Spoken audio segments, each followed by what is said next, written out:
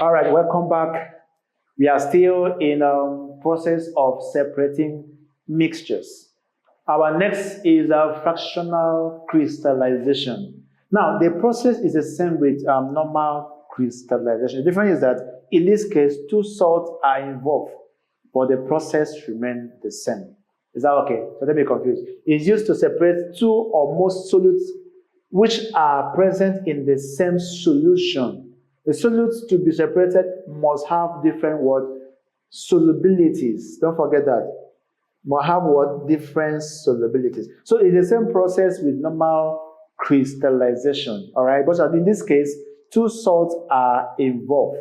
Two salts are involved in fractional distillation. Take your time and look at the screen and see the process and where you start to where you finish your crystal as a salt form. All right, the next process is called precipitation. All right, this one is a little bit confusing. All right, so listen attentively. In this case, two soluble liquids are involved. All right, but when you mix them together, it forms what we call what? A precipitate, and also an insoluble, and or is that also what? A soluble compound. Now let me look at an example to illustrate this. Now look at this diagram very well. All right, this is a mixture of two insoluble salts.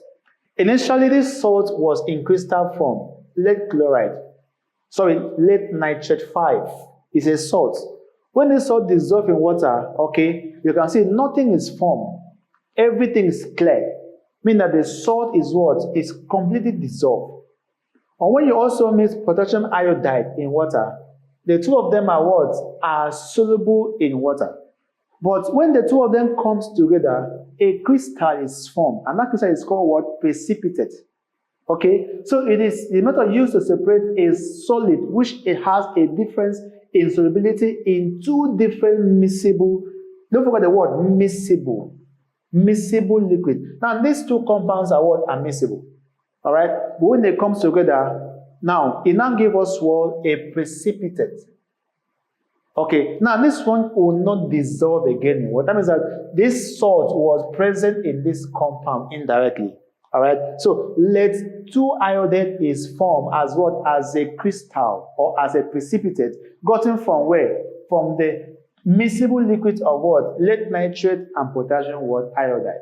So these are the products: potassium nitrate 5 and lead iodide. Now lead iodide is what? Is your precipitate that will not dissolve, okay, in the water.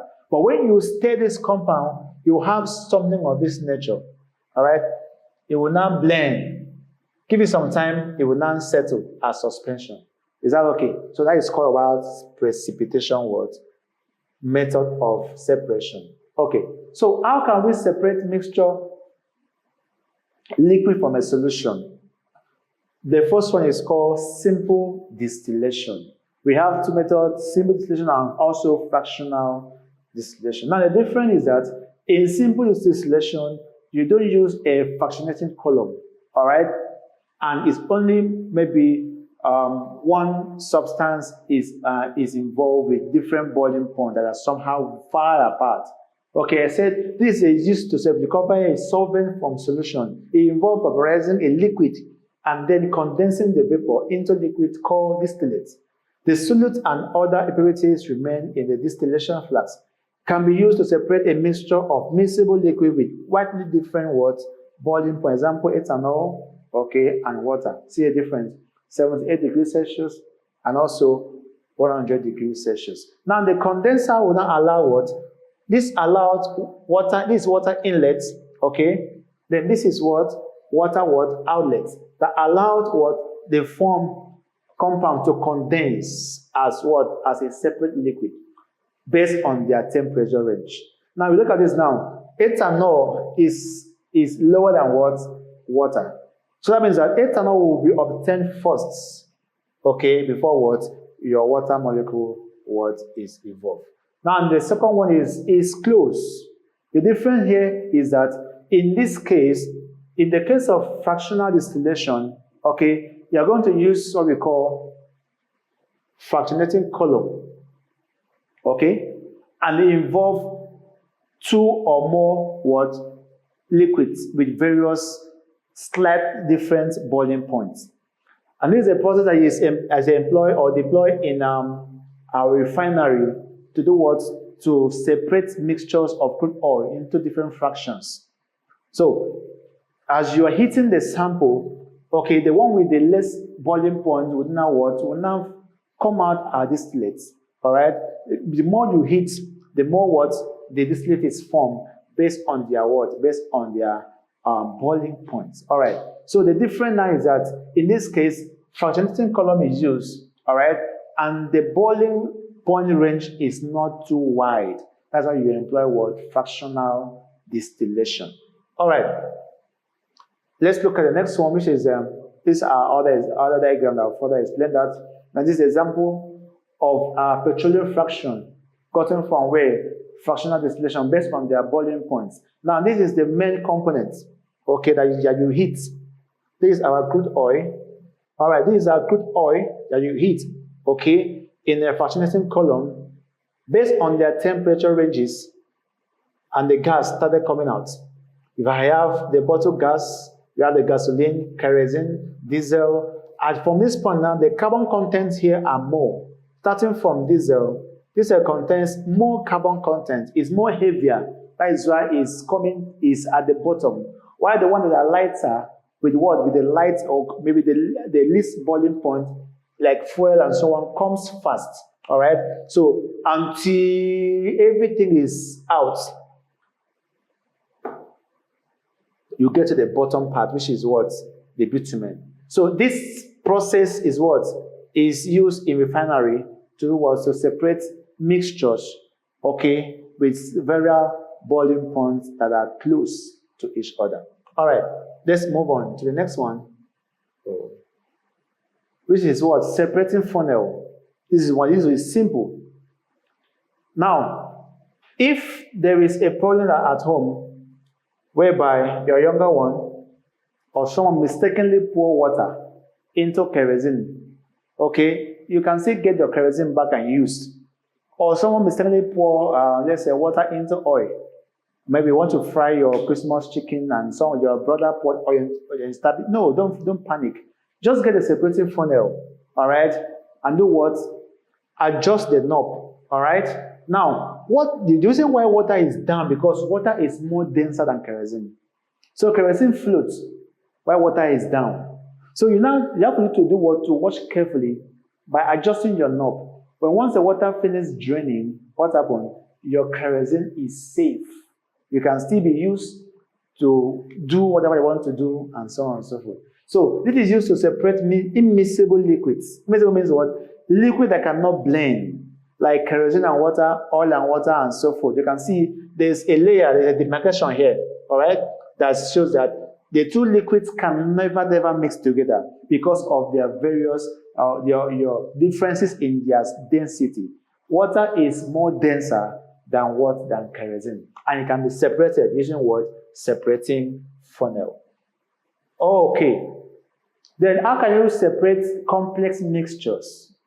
This is where we take us to chromatography. It's a method of separating a constituents of colored mixtures of solids, liquid, and gases such as inks and dyes. Now, inks and dye, okay, contains a combination of what? Of diverse colors. So the best method to separate this thing is by using what? Is by using chromatogram. How does it work? Now this is your chromatogram, right? And this is your original spot, all right? Now you subject this paper into a what? An absorbent. You can use water, for example. All right, drop it there. Do not allow it to sit at the base. Okay, the water should not be too much. All right. So when you drop this into what? Into your container, okay, and the water will not touch what? Don't forget, you will not soak the paper too much, so that you will get the exact separation. Okay. So what will happen now? The one that is lighter will do what? Will move up gradually and get separated. Don't forget that this was a single color, all right, that was there, original position. Maybe this thing was maybe let's say a blue ink. You now separate into what? Into diverse what colors. So that means that these colors make up one ink, okay, that was placed. So and so on. So the process in which what colors are being separated, okay, is called what? Chromatography. And we have three methods of chromatography. This is the same illustration, okay. This is paper chromatography. We have three methods. The first one is called column chromatography, followed by what? Paper chromatography, and the thin layer what? Chromatography. The one that is very common is what? Is our paper chromatography, separating of colors. Okay, this is just the process. Okay, the process I was trying to explain to you. Put a drop of ink near one end of a strip of filter paper.